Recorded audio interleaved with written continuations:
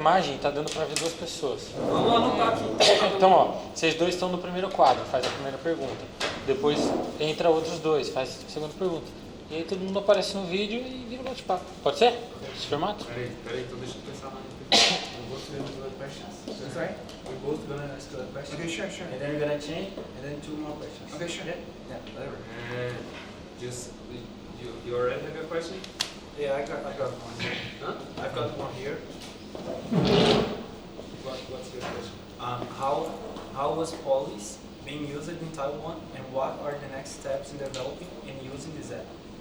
So Polis was first used back last July to collect people's feelings about the idea of an app called Uber, which dispatches cars, sometimes private cars, with drivers who doesn't have a professional driver's license, but who makes a living out of it. And then people have very strong feelings, one way or the other, around this practice. And so we used Polis to get people's feelings, and found that although people belong to different camps over 3 weeks, it's possible for people to convince each other some consensus. I think this was the first time that Polis was used in a binding way. We are saying anyone who can propose something that convinces a supermajority of people who joined can get their agenda into the table of the negotiation with Uber and with other drivers associations and so on.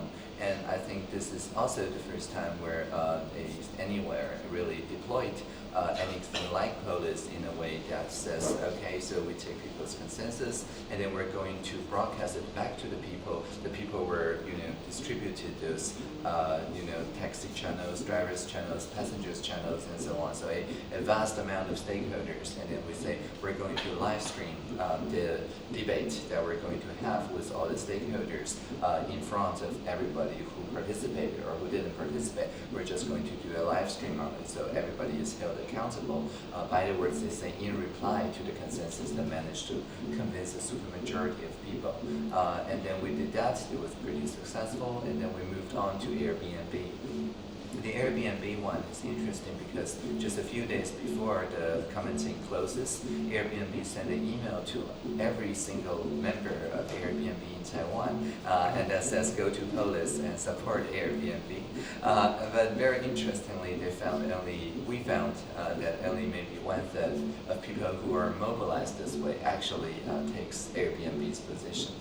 People actually have a much more nuanced position between the responsibility of landlords and tenants and so on, if you give them this chance to write their full opinion, instead of just saying, yes, I prefer this more, or no, I don't prefer this. So with more chance for people to express signals, we actually get a much more nuanced consensus by Airbnb.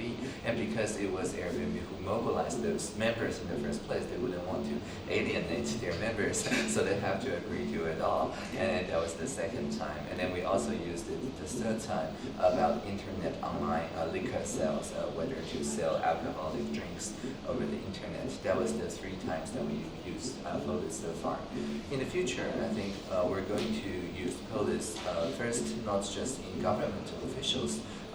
I've been working with a local talk show called Talk to Taiwan, who interviews ministers or ex-ministers or the mayor of Taipei or other politicians and also cultural experts and so on, but asking them crowdsourced questions, and then the questions are again sourced from Polis. So it is a public educational tool, so that people can understand the culture policy. And so it's not about pro and against on one particular policy, but about getting people's general feeling of where Taiwan is heading in all parts of the culture, like the performance art, gaming, and everything.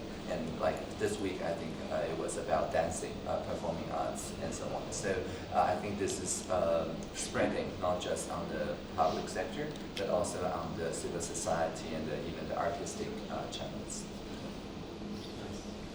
Can I add a question? I would like to ask that your answer gives to me the impression that you think that Polis has a certain